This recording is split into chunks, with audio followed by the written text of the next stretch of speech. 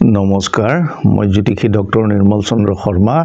আজি পুনৰ নতুন ভিডিঅ' এটিলৈ মই উপস্থিত হৈছোঁ বন্ধুসকল আজি মই ক'ব বিচাৰিছোঁ অহা কাতি মাহত ৰবি গ্ৰহৰ পৰা হ'ব পৰা কিছু শুভৰ বিষয়ে বহু জাতক জাতিকাৰ কাতি মাহটোত ৰবি গ্ৰহে কেনে ধৰণৰ প্ৰভাৱ পেলাব এই বিষয়ে ক'বলৈ বিচাৰিছোঁ বন্ধুসকল কাতি মাহত ৰবি গ্ৰহ নিঃস্থ অৱস্থাত থাকে অৰ্থাৎ যথেষ্ট দুৰ্বল অৱস্থাত থাকে আৰু নিঃস্থ গ্ৰহবোৰক সদায় পাপ গ্ৰহ বুলি কোৱা হয় বন্ধুসকল কাতি মাহত ৰবি গ্ৰহ হ'ব অত্যন্ত দুৰ্বল অৰ্থাৎ প্ৰতি বছৰে কাতি মাহত ৰবি গ্ৰহ নিঃস্থ অৱস্থাত থাকে ৰাশি চক্ৰত সম্পূৰ্ণ এবছৰ পৰিভ্ৰমণ কৰি আহি যেতিয়া কাতি মাহ পৰে কাতি মাহত ৰবি গ্ৰহ থাকিব তুলা ৰাশিত আৰু সেই তুলা ৰাশিত প্ৰৱেশ কৰাৰ লগে লগে ৰবি গ্ৰহটো নিঃস্থ অৱস্থালৈকে আহে আৰু অতি দুৰ্বল হোৱা বুলি কোৱা হয় আৰু এই সময়ছোৱাত ৰবি গ্ৰহই বিশেষভাৱে কেনে ধৰণৰ প্ৰভাৱ পেলাব পাৰে কেইবাটাও ৰাশিৰ ওপৰত এই বিষয়ে বন্ধুসকল ক'বলৈ বিচাৰিছোঁ প্ৰথম কথা হৈছে দুৰ্বল গ্ৰহ অৰ্থাৎ নিঃস্থ গ্ৰহ যাক নেকি পাপ গ্ৰহ বুলি কোৱা হয় সেই পাপ গ্ৰহই প্ৰায় অশুভ ফল প্ৰদান কৰি থাকে আৰু কাতি মাহটোত যিহেতু ৰবি গ্ৰহ প্ৰতি বছৰে নিঃস্থ হৈ থাকে সেয়েহে প্ৰতি বছৰে বিশেষভাৱে 7টা ৰাশিৰ ওপৰত ৰবি গ্ৰহে অশুভ প্ৰভাৱ পেলাই থাকে প্ৰতি বছৰে কিন্তু বন্ধুসকল এই যে অশুভ প্ৰভাৱ এই অশুভ প্ৰভাৱৰ কিন্তু হ্ৰাস বৃদ্ধি ঘটি থাকে অৰ্থাৎ কেতিয়াবা এই অশুভ প্ৰভাৱ লাঘৱ হয় কমি যায় ইয়াৰ কাৰণটো হৈছে ৰাশি চক্ৰত অন্য গ্ৰহৰ অৱস্থিতিৰ ওপৰত নিৰ্ভৰ কৰে এনে ধৰণৰ অৱস্থাবোৰ ৰবি গ্ৰহৰ জৰিয়তে যথেষ্ট শুভ যোগৰ সৃষ্টি হয় তেনে ধৰণৰ বহু শুভ যোগৰ সৃষ্টি হয় একেধৰণে চন্দ্ৰৰ পৰাও কিন্তু শুভ যোগৰ সৃষ্টি হয় চন্দ্ৰৰ পৰা অৰ্থাৎ অশুভ যোগৰো সৃষ্টি হয় শুভ যোগৰো সৃষ্টি হয় কিন্তু ৰবি গ্ৰহৰ পৰা বিশেষভাৱে কিছু শুভ যোগৰ সৃষ্টি হয় যিবোৰ শুভ যোগ নেকি অত্যন্ত প্ৰবল আৰু অতি ফলদায়ক অতি শুভ ফলদায়ক ঠিক তেনেধৰণৰ যোগৰ সৃষ্টি কৰে ৰবি গ্ৰহই আৰু এনে ধৰণৰ যোগ সৃষ্টি অশুভ অৱস্থাটো যদি কৰে ৰবি গ্ৰহই তেতিয়াহ'লে তাৰ পৰা কিন্তু অশুভত্ব যথেষ্ট পৰিমাণে লাঘৱ হ'ব পাৰে কমি যাব পাৰে বন্ধুসকল অহা কাতি মাহত ৰবি গ্ৰহই তুলা ৰাশিত প্ৰৱেশ কৰাৰ লগে লগে ৰবি গ্ৰহ কিন্তু যোগ প্ৰাপ্তি ঘটিব অৰ্থাৎ যদিও দুৰ্বল হ'ব নিঃস্থ হ'ব ৰবি গ্ৰহ অন্য প্ৰকাৰেৰে যোগ প্ৰাপ্তি হ'ব অত্যন্ত শুভ ফল প্ৰদায়ক হৈ পৰিব পাৰে ৰবি গ্ৰহ এই সময়ছোৱাত এই কাৰণে ৰবি গ্ৰহই অহা কাতি মাহত সম্পূৰ্ণ কাতি মাহটো উভয় চাৰি নামৰ এটা শুভ যোগৰ সৃষ্টি কৰিব উভয় চাৰি জ্যোতিষৰ হুৰা শাস্ত্ৰৰ সন্মত হুৰা শাস্ত্ৰত উল্লেখিত এই উভয় চাৰি নামৰ শুভ যুগটোৰ জৰিয়তে বহু জাতক জাতিকাই জন্মকালীনভাৱে যদি এনে ধৰণৰ শুভ যোগ লৈ আহে তেতিয়াহ'লে জীৱনত যথেষ্ট আগুৱাই যোৱাত সহায় হয় বন্ধুসকল যিহেতু ৰবি গ্ৰহে অহা কাতি মাহত যদিও নিঃস্থ থাকিব কিন্তু এই উভয় চাৰি যুগৰ সৃষ্টি কৰিব সেয়েহে প্ৰতি বছৰে যেনেধৰণে ৰবি গ্ৰহে কাতি মাহত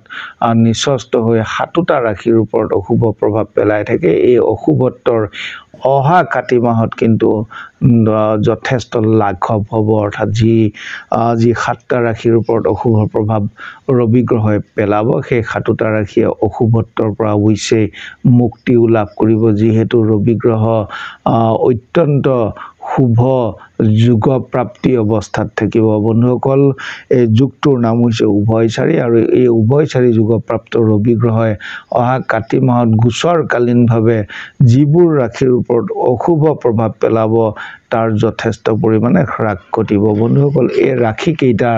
কোন ৰাশি কেনে ধৰণৰ অশুভ হ'ব পাৰে এই বিষয়ে মই কিছু কথা ক'ম প্ৰথম কথা হৈছে তুলা ৰাশি যেহেতু ৰবি গ্ৰহ তুলা ৰাশিতে প্ৰৱেশ কৰিব সেয়ে তুলা ৰাশিৰ জাতক জাতিকাসকলৰ জন্ম ৰাশিত ৰবি গ্ৰহই গোচৰকালীনভাৱে শুভ ফল প্ৰদান নকৰে গোচৰকালীনভাৱে জন্ম ৰাশিত ৰবি গ্ৰহে ভ্ৰমণত কষ্ট প্ৰদান কৰে সম্পত্তি হানি কৰিব পাৰে উদৰ পীড়া পেটৰ বিভিন্ন ৰোগ সৃষ্টি কৰিব পাৰে কিন্তু মই যিহেতু কৈছো যে ৰবি গ্ৰহ যোগ প্ৰাপ্তি হ'ব সেয়ে অশুভত্ব যথেষ্ট পৰিমাণে হ্ৰাস হ'ব ইয়াৰ প্ৰতিকাৰ হৈছে বন্ধুসকল তুলা ৰাশিৰ জাতক জাতিকাসকলে দূৰ ভ্ৰমণৰ পৰা আঁতৰি থাকিলে নিশ্চয়কৈ শুভ ফল লাভ কৰিব তেখেতসকলে এইটোৱে হৈছে কাতি মাহত তেখেতসকলৰ যদি পৰা যায় দূৰ ভ্ৰমণ নকৰাই উচিত বন্ধুসকল দ্বিতীয় ৰাশিটো হৈছে কন্যা ৰাশি আৰু কন্যা ৰাশিৰ জাতক জাতিকাসকলৰ যিটো ধনগৃহ সেই ধনগৃহত গোচৰকালীনভাৱে দুৰ্বল ৰবিয়ে আনৰ দ্বাৰা প্ৰতাৰিত কৰিব পাৰে কন্যা ৰাশিৰ জাতক জাতিকাসকলক অসুখী কৰিব পাৰে অসুখী ধনহানি নেত্ৰপীড়া অৰ্থাৎ চকুৰ অসুখ কিন্তু যোগ প্ৰাপ্তি ৰবিয়ে এই অশুভ ফলৰ নিশ্চয়কৈ হ্ৰাস ঘটাব কন্যা ৰাশিৰ জাতক জাতিকাসকলক বন্ধুসকল তৃতীয় ৰাশিটো হৈছে কৰ্কট ৰাশিৰ জাতক জাতিকাসকলৰ যিটো চতুৰ্থ গৃহ গোচৰকালীনভাৱে চতুৰ্থ গৃহত ৰবি গ্ৰহ যথেষ্ট পীড়াদায়ক কষ্টদায়ক ঘৰুৱা অশান্তিৰ সৃষ্টি কৰিব পাৰে কৰ্কট ৰাশিৰ জাতক জাতিকাসকলৰ কিন্তু বন্ধুসকল নিশ্চয়কৈ এই অশুভত্বৰো নাশ ঘটিব কৰ্কট ৰাশিৰ জাতক জাতিকাসকলৰ ইয়াৰ পাছৰ ৰাশিটো অৰ্থাৎ চতুৰ্থ ৰাশিটো হৈছে মিথুন ৰাশিৰ যিটো লক্ষ্মী গৃহ পঞ্চম গৃহ সন্তান গৃহ প্ৰতিভা গৃহ এই গৃহত প্ৰৱেশ কৰিব দুৰ্বল ৰবি যাৰ কাৰণে নেকি মিথুন ৰাশিৰ জাতক জাতিকাসকলৰ সাময়িকভাৱে বিভিন্ন কৰ্মত বেমেজালিৰ সৃষ্টি হ'ব পাৰে অশান্তিৰ সৃষ্টি হ'ব পাৰে সন্তানসকলৰ বিভিন্ন ক্ষেত্ৰত কষ্ট হ'ব পাৰে দৈহিক কষ্ট শাৰীৰিক ক্ষেত্ৰতো মিথুন ৰাশিৰ জাতক জাতিকাসকলৰ কষ্ট বৃদ্ধি পাব পাৰে কিন্তু এই অশুভত্বৰ নিশ্চয়কৈ হ্ৰাস ঘটিব অহা কাতি মাহত যিহেতু ৰবি গ্ৰহ শুভ যোগ প্ৰাপ্তি হ'ব বন্ধুসকল পঞ্চম ৰাশিটো হৈছে বৃষ ৰাশি আৰু বৃষ ৰাশিৰ জাতক জাতিকাসকলৰ যিটো ৰিপু গৃহ যিটো ষষ্ঠ গৃহ যিটো শত্ৰু গৃহ বুলিও কোৱা হয় সেই ষষ্ঠ গৃহত ৰবি গ্ৰহে গোচৰকালীনভাৱে অশুভ ফল প্ৰদান কৰে ব্যাধি বিভিন্ন ৰোগ সৃষ্টি কৰিব পাৰে শোক সন্তাপ ইত্যাদি ঘটাব পাৰে কিন্তু নিশ্চয়কৈ ৰবি গ্ৰহে কৃপা কৰিব যোগ প্ৰাপ্তি ৰবিয়ে বন্ধুসকল ষষ্ঠ ৰাশিটো হৈছে মীন ৰাশি আৰু মীন ৰাশিৰ জাতক জাতিকাসকলৰ যিটো আয়ু গৃহ অষ্টম গৃহ বুলি কোৱা হ'ব অষ্টম গৃহ আয়ু গৃহ সেই আয়ু স্থানত ৰবি গ্ৰহে স্বাস্থ্য হানি ঘটাই স্ত্ৰী বিৰোধ কৰিব পাৰে পুৰুষসকলৰ কাৰণে আৰু স্ত্ৰীসকলৰ কাৰণে পুং বিৰোধ হ'ব পাৰে এনেধৰণৰ ঘটাব পাৰে